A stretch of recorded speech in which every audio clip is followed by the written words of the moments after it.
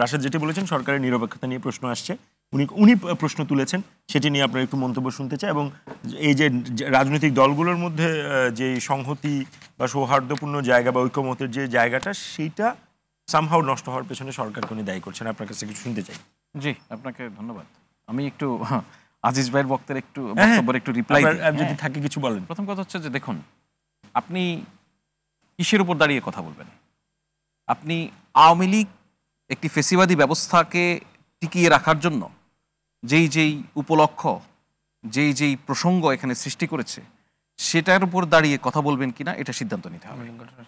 আমি অন্য কোনো আলোচনা যাচ্ছি না। শুধু আনসারুল্লাহ বাংলা টিম আপনি দেখেছেন এসেছে। আপনি কি 5 আগস্ট পরবর্তী বাংলাদেশের সংবাদপত্রে অনুসন্ধানী প্রতিবেদন দেখেননি যে আনসারুল্লাহ বাংলা টিম বলে কিছু ছিল না? সেটা আওয়ামী লীগের তৈরি, সেটা মিন্টু রোডে বসে তৈরি করা হয়েছে। তাহলে আপনি কেন সেটাকে দিয়ে এখন একটা বিষয়কে জাস্টিফাই করার চেষ্টা করছেন?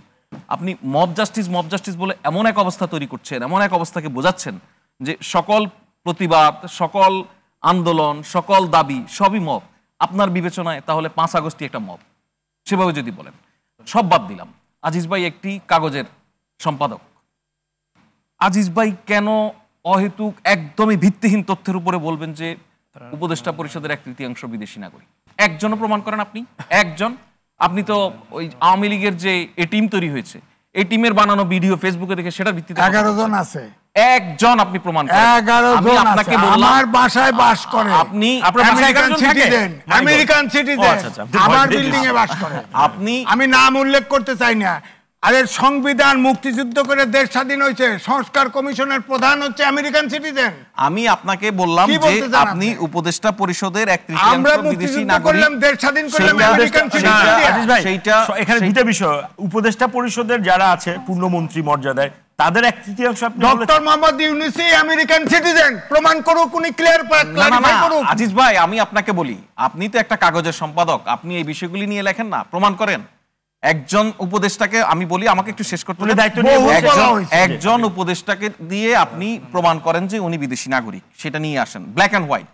শুধুমাত্র আওয়ামী লীগের তৈরি করা এক বয়ানের উপর আলাপ করাটা উচিত হবে না। আমি তো নাম বললাম।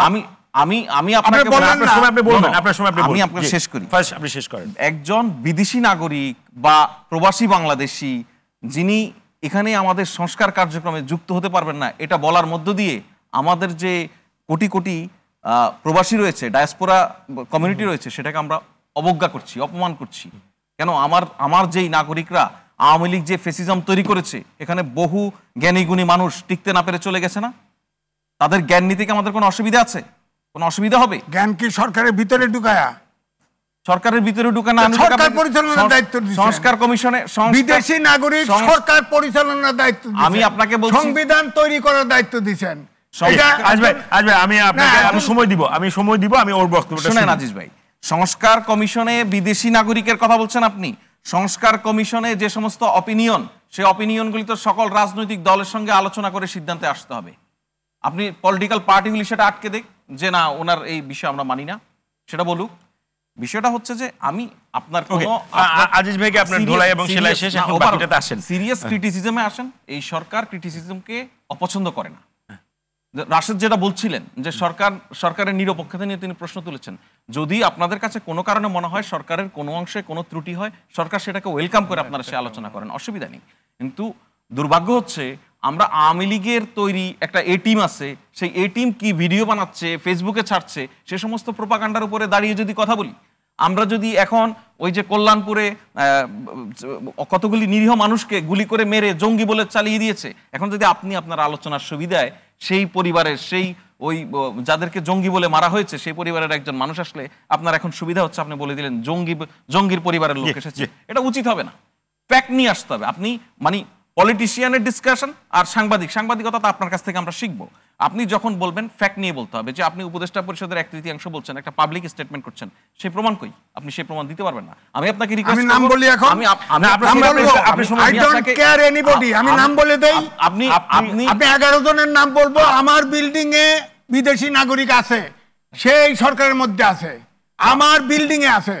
আপনি নাম বলেন, আপনি রিপোর্ট নাম বলেন, এগুলো প্রমাণ করেন। বলেন না সংবিধান সংস্কার বলেন, এই দেশ মুক্তিযুদ্ধ করে কত বিপর্যয় ডেকে নামের ওই তার কেন দিলেন? আপনার সময় আমি দিব, ফয়েজ আপনি শেষ করুন। আমি প্রত্যাশা করব যখন আমরা কোনো এরকম আপনার রাউন্ডে আপনি 11 জনের নাম আপনি বলেন, আমি সেই সময় আপনাকে দেব। ফয়েজ, আপনার কাছে আমার আরেকটা কুইক প্রশ্ন আছে, সেটি হচ্ছে 144 ধারা, যেটি রাশেদও তুলেছেন, ডক্টর স্নিগ্ধও তুলেছেন, এই সুযোগটা এনসিপি বা যারা করেছে তারা পেল কিভাবে? এই সুযোগটা তো একটা আন্দোলন করে সামনে এসেছে, তাদেরকে পুলিশ যতটুকু থামানো যায় থামানো হয়েছে। এখন আপনি যদি প্রত্যাশা করেন সেখানে গুলি করবে কি? না, আমি প্রত্যাশা করছি না। যদি তারা যদি যারা আন্দোলন করছে তাদেরকে যতটুকু ঠেকানো যায় ঠেকানো গিয়েছে, সেখানে যদি তারা আরো ধরেন, আমি একদম সোজা বাংলায় বলি ফয়েজ, এই জিনিসটা ধরেন বিএনপি 144 ধারা ভাঙছে, রাশেদের দল 144 ধারা ভাঙছে, সেখানে একই ট্রিটমেন্ট হইতো কিনা সেই প্রশ্ন। রাশেদের দল যে সচিবালয়ের উদাহরণ দিয়েছে, সচিবালয়ের ভিতরে ঢুকতে দেয়নি, ওনারা যেই পর্যন্ত একটা পর্যায় পর্যন্ত আটকানো হয়েছে এখানে নিষেধ বলে। যখন শাহবাগ থেকে এনসিপি শুধু নয় অন্যান্য জনতা যখন যমুনার দিকে আসছিলেন, সে সময় তাদেরকে তখন আটকানো হয়েছে যে আপনারা এদিকে যেতে পারবেন না। আপনি এটাই তো পানির কথা বলছেন, আপনি বলছেন যে এক দলকে গরম পানি ছিটানো হচ্ছে, আরেকদের ঠান্ডা পানি দেওয়া হচ্ছে। সিটি কর্পোরেশনের এখন দেখেন আজিজ ভাই, আমি যদি সেট হয়ে যাই আমি এই বলবো, আর কোন বিষয়ের দিকে আমি তাকাবো না, কি আসছে সত্য মিথ্যা আমার দরকার নেই। সিটি কর্পোরেশন থেকে তো বলা হয়েছে সেই পানির বিষয়ে, যখন বেগম জিয়া দেশে ফিরেছেন সেদিনও তো বিএনপির যে সমস্ত নেতাকর্মী জড়ো হয়েছেন এয়ারপোর্টের সামনে, তাদেরকেও এই পানি ছেটানো হয়েছে। বিকজ হিটওয়েভ, ঢাকা উত্তর সিটি কর্পোরেশন এই মেশিনটা ইন্ট্রোডিউস করেছে। নগরের কোন জায়গায় যদি হিটওয়েভ চলাকালে টার্মিনাল, বাজার, মানুষের এরকম জায়গায় এই পানি ছেটানো হবে, সেই মেশিনটা কি ইউজ করতে দিবেন না? দেশের কি এই সভ্যতাগুলি কি ইন্ট্রোডিউস হলে খুব অসুবিধা হয়ে যাবে?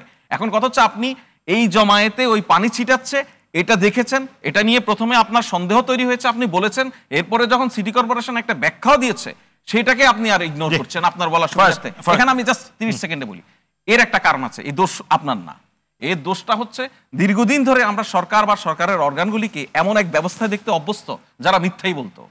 এর ফলে যখন কোনো সত্য সরকারের দিক থেকে, অথরিটির দিক থেকে আসে, সেটাকে আমরা বিশ্বাস করতে পারছি না। এই বিশ্বাস তৈরিতে সময় লাগবে আসলে।